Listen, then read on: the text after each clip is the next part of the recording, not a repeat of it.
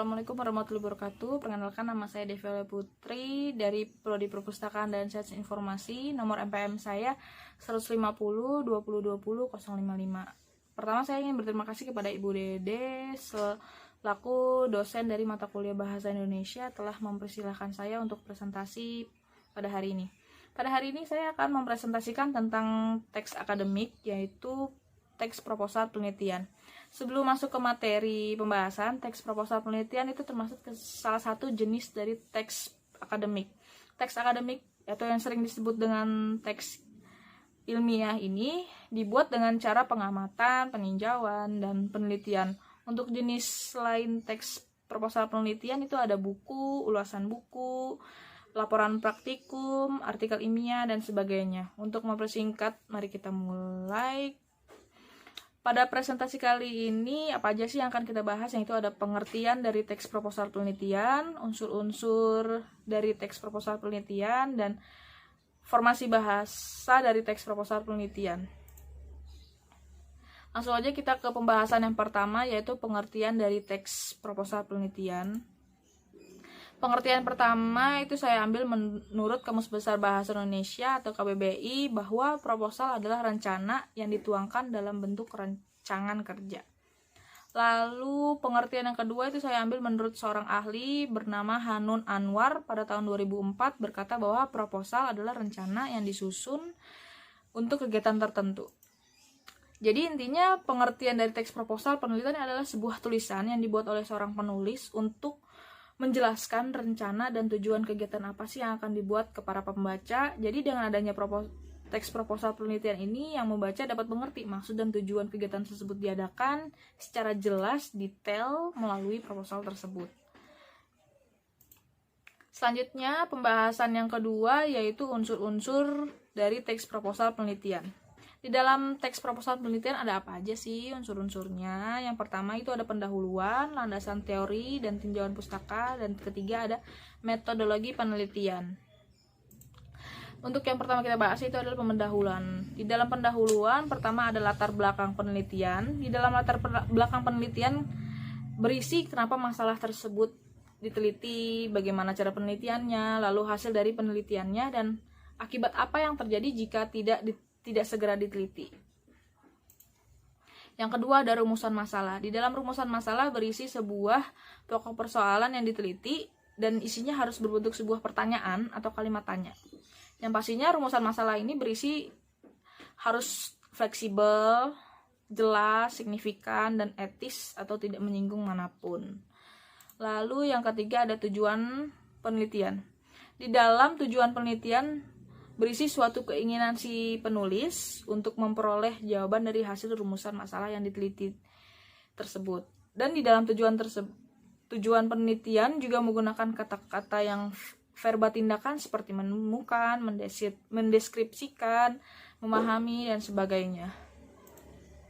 Lalu yang keempat ada ruang lingkup penelitian.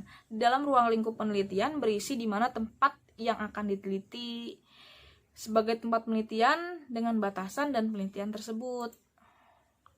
Yang kelima ada hipotesis. Di dalam hipotesis pada teks proposal penelitian berisi jawaban sementara dari masalah yang diteliti. Namun tidak semua teks proposal itu ada hipotesisnya. Nah, itu dia pendahuluan. Selanjutnya kita masuk ke unsur-unsur yang kedua, yaitu landasan teori dan tinjauan pustaka. Di dalam landasan teori berisi menyajikan landasan utama teori yang digunakan sebagai dasar dalam memecahkan masalah, atau biasanya berisi definisi konsep yang sudah disusun dalam sebuah penelitian.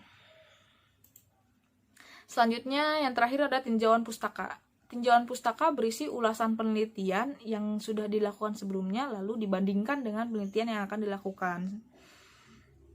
Jadi penelitian yang sebelumnya dibandingkan dengan penelitian yang akan dilakukan sekarang. Selanjutnya kita masuk ke unsur yang terakhir, yaitu metodologi penelitian.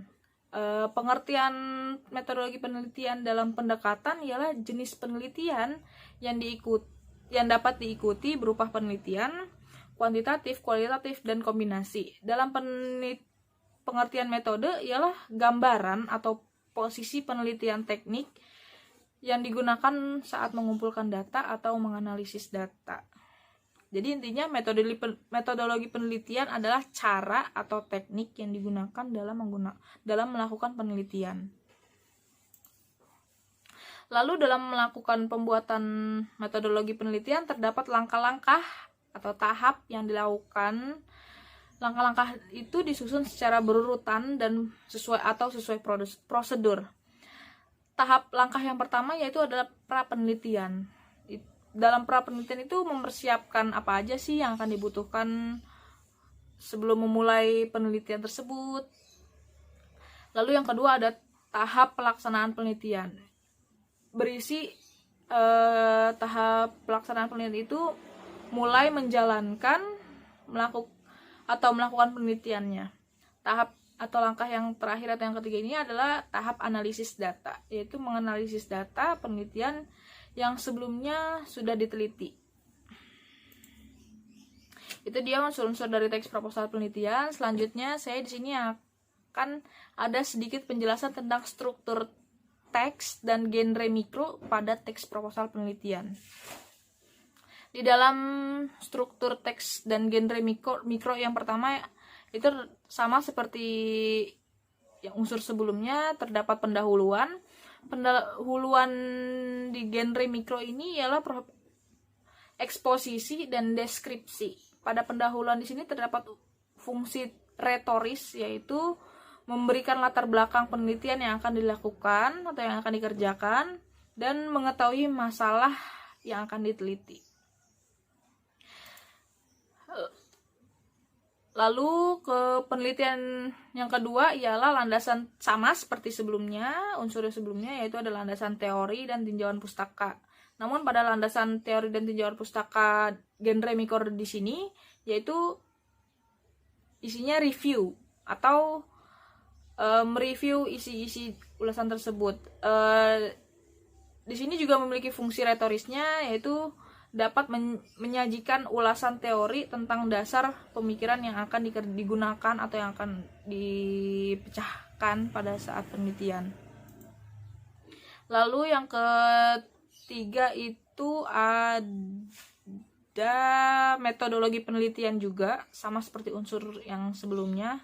Namun pada metodologi genre mikro ini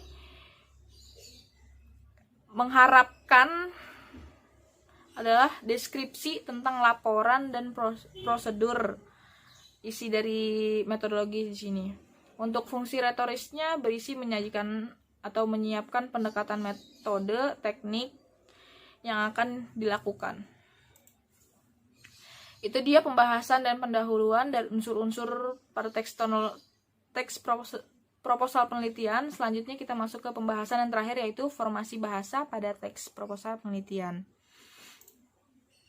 Di dalam proposal penelitian terdapat formasi bahasa penelitian, terdapat sistematis penulisan yang berisi jenis font yang digunakan seperti Times New Roman atau Arial dengan ukuran fontnya itu 12, namun pada umumnya biasanya menggunakan teks Times New Roman dengan jarak spasi 1,5 sampai 2. Lalu ukuran kertas yang digunakan itu A4 atau kuarto, dan terakhir marginnya untuk ukuran margin yaitu sebelah kiri 4, margin kanan atas dan bawah itu 3. Terima kasih, sekian itu dia presentasi atau pembahasan dari saya tentang teks akademik yaitu teks proposal penelitian. Semoga bermanfaat dan kurang lebihnya saya mohon maaf. Wassalamualaikum warahmatullahi wabarakatuh.